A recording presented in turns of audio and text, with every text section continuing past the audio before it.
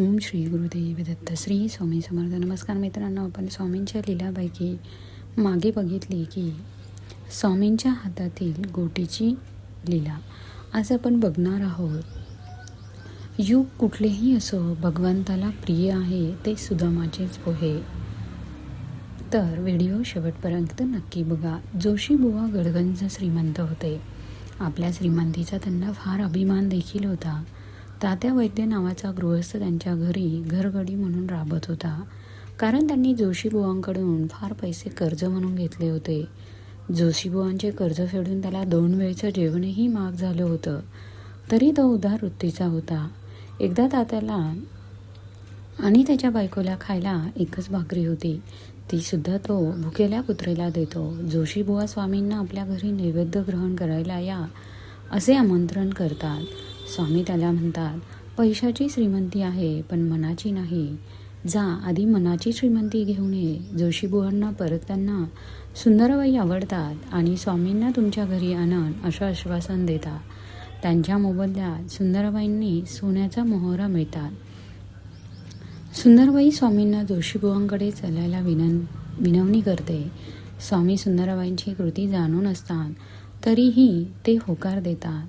तात्याला जेव्हा हे कळतं तेव्हा तो जोशीबुवांना आपल्यालाही स्वामींना घरी बोलवायची इच्छा आहे असे सांगतो. त्यासाठी तो काही पैसे मागतो. जोशीबुवा हे त्याच्यावरती भडकतात. अरे, स्वतःच्या खायचे ठिकाणी नाही आणि स्वामींना बोलवणार. जोशीबुवांनी पैसे नाही दिले म्हणून तात्या निराश होतो आणि दुसऱ्या दिवशी स्वामी जोशीबुवाकडे येतात. जोशीबुवा स्वामींना नेसायला अत्यंत महागडं पितांबर देतात आणि यथासांग आदरातिथ्य देखील करतात. त्यांच्या मनात एक प्रश्न येतो की स्वामी जाताना आपलं महागडं पितांबर तर नाही ना घेऊन जाणार. तितक्यात स्वामी क्रोधित होतात आणि पितांबर काढून जोशाच्या तोंडावर फेकून देतात आणि नैवेद्य ग्रहण न करतात परततात. जोशीबुवा क्षमा मागायला येतात. स्वामी म्हणतात, अरे, ऐश्वर्यात लोळून तुझं मन मलिन झालं आहे. अरे, तुला काय वाटलं, नैवेद्य ग्रहण करून आम्ही तो पितांबर घेऊन जाणार? चल निघ इथून. इकडे तात्या घरी येऊन पत्नीला सगळं प्रकरण सांगतो. तिकडे एक व्यक्ती येऊन जोशीबुवांना तात्यांनी घेतलेली रक्कम देऊन तात्याला कर्जमुक्त करतो. जोशीबुवांना तो आपण तात्याचा हितचिंतक आहे असे सांगतो. तात्या घरातल्या देवघरात असलेली एकमेव मूर्ती विकून मिळणाऱ्या रकमेंनी स्वामीचे आदरातिथ्य करण्याचे ठरवतो.